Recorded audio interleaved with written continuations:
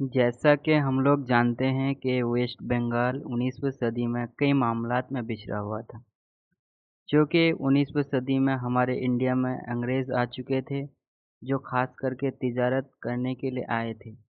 मगर वह धीरे-धीरे आखिरकार 1757 ईस्वी के प्लासी के जंग के बाद वह पूरे हिंदुस्तान में कब्ज़ा कर लेते हैं। ख़ास करके बंगाल में वह सबसे पहले पहले शुरुआती दिनों में हुकूमत का सिलसिला शुरू किया।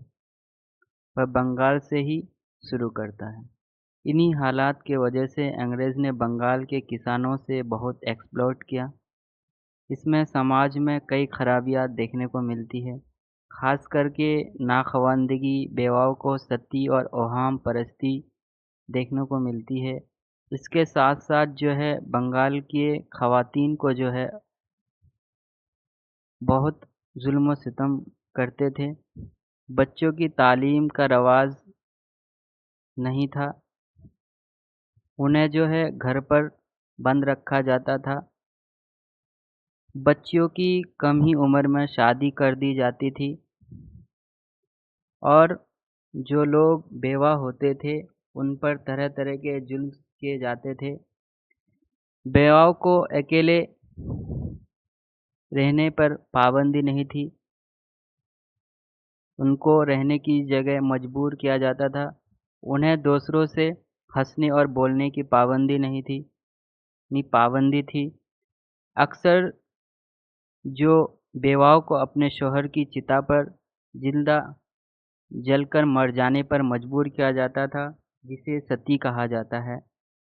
बंगाल के समाज के इन खराबियों को दुरुस्त करने के लिए 19वीं सदी में जो है कई इस्लाही तहरीक शुरू हुई।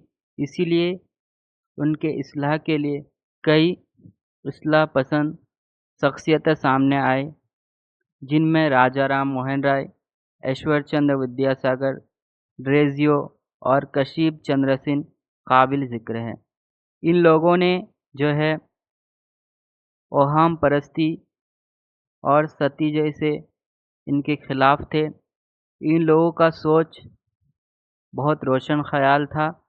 तालीम पर बहुत जोर दिया। बेवाओं को सती और ख़वातीन के इस्तेहसाल के खिलाफ आवाज़ उठाई। इन्हीं लोगों की कोशिशों की वजह से बंगाल के समाजी खराबियों का खात्मा हुआ। लोगों के अंदर बेदारी आई। बंगाल में हयात नौ का आगाज़ हुआ। 17वीं सदी में बहुत सारे अखबारात और लिटरेचर इस दौर के बंगाल के वाक़यात के बारे में जानकारी मिलती है।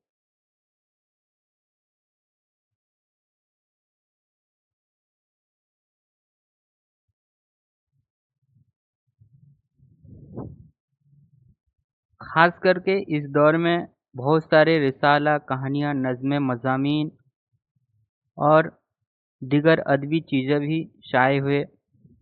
अखबार, रिसाला जो इस्लाही तहरीक के लिए अहम है।